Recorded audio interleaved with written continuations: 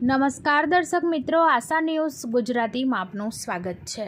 સમાચાર મળી રહ્યા છે કરજણ તાલુકાના મોટી કોરલ ગામથી। કરજણ તાલુકાના મોટી કોરલ ગામે સૌપ્રથમ વખત ધોરણ 10 અને 12માં સારા પરિણામ લાવેલા તેજસ્વી તારલાઓનો સન્માન સમારંભ યોજવામાં આવ્યો હતો। Education and social welfare trust દ્વારા આયોજિત 18 ગામ માછી સમાજ યુવા સંગઠન દ્વારા મોટી કોરલ ખાતે સૌપ્રથમ દીપ પ્રાગટ્ય કરી કાર્યક્રમની શરૂઆત કરવામાં આવી હતી। માછી સમાજનો મુખ્ય ઉદ્દેશ એજ્યુકેશન વધે, અવેરનેસ આવે તેમજ શિક્ષણનું પ્રમાણ વધે તે હેતુથી સન્માન સમારંભ યોજવામાં આવ્યો હતો। ખૂબ મોટી સંખ્યામાં યુવાનો, યુવતીઓ, વડીલો આ કાર્યક્રમમાં ઉપસ્થિત રહ્યા હતા। ધોરણ 10 અને 12માં સારા ગુણ લાવેલા વિદ્યાર્થીઓને ટ્રોફી, સ્કૂલ બેગ, સર્ટિફિકેટ તેમજ મોમેન્ટો આપી તેજસ્વી તારલાઓનું સન્માન કરવામાં આવ્યું હતું। તેમજ education and social welfare trust દ્વારા વિદ્યાર્થીઓને ભવિષ્ય માટેનું માર્ગદર્શન પૂરું પાડ્યું હતું। અહીં વિદ્યાર્થીઓ તેમજ તેમના માતા પિતા ઉપસ્થિત રહ્યા હતા। બ્યુરો રિપોર્ટ ધર્મેશ માછી સાથે આશા ગુજરાતી ન્યૂઝ, કરજણ। આશા ગુજરાતી ન્યૂઝમાં આપનું હાર્દિક સ્વાગત છે। કરજણ તાલુકાના મોટી કોરલ ગામે શ્રી 18 ગામ માછી સમાજ દ્વારા યુવા સંગઠન દ્વારા તેજસ્વી વિદ્યાર્થીઓનો સન્માન સમારોહ રાખવામાં આવ્યો હતો। તો આપણે થોડી વાતચીત કરીશું એમના અને એકવાર અમારા યુવાનો બધા ભેગા થયા અને એમને નક્કી કર્યું કે આપણા સમાજમાં એજ્યુકેશન માટે અવેરનેસ નથી, જાગૃતિ નથી, તેના માટે શું કરાય એમ। તો જો કદાચ અભ્યાસ કાં તો શિક્ષણનું પ્રમાણ વધશે એમ તો બીજા બધા જ પ્રશ્નોનું સોલ્યુશન આવશે। એ અમે નિષ્કર્ષ સાથે આ એક સંકલ્પ લીધો કે આપણે પણ આપણા સમાજમાં આવો કંઈક એજ્યુકેશન પ્રત્યે અવેરનેસ આવે એના માટે સન્માન સમારોહ યોજીએ આમ।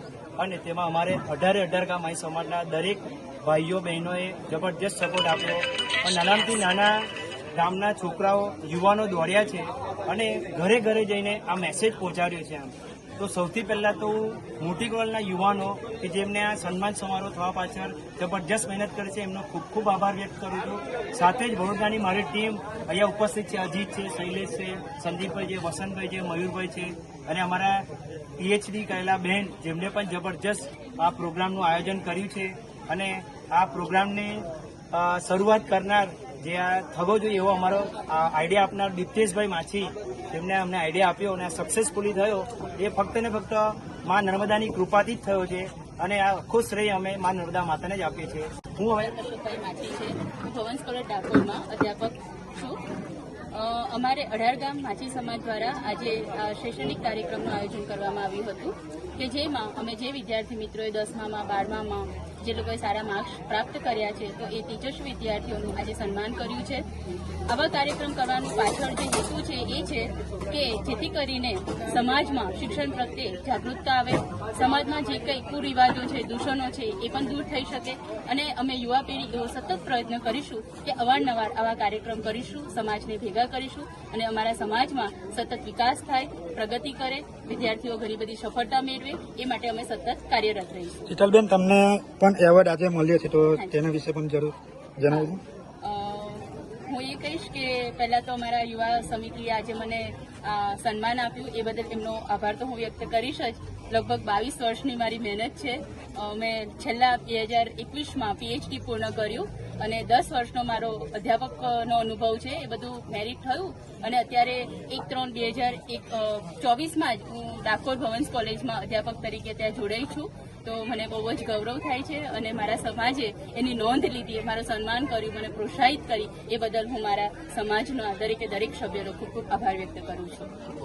શ્રી 18 ગામ માછી સમાજ એજ્યુકેશન ટ્રસ્ટ સંચાલિત 18 ગામ માછી સમાજ યુવા સંગઠન દ્વારા મા નર્મદાના કિનારે મોટી કોરલમાં 2024માં જે તેજસ્વી વિદ્યાર્થીઓ ઉત્તીર્ણ થયેલા છે તેઓનું આજે તેજસ્વી વિદ્યાર્થી સન્માન સમારોહ કરવામાં આવ્યું હતું, જેમાં યુવા સંગઠનની સમગ્ર ટીમ ટોટલ 18 ગામના સમગ્ર યુવા ટીમના પ્રતિનિધિઓ અહીંયા હાજર હતા અને સમગ્રએ સારો એવો સપોર્ટ આપ્યો છે।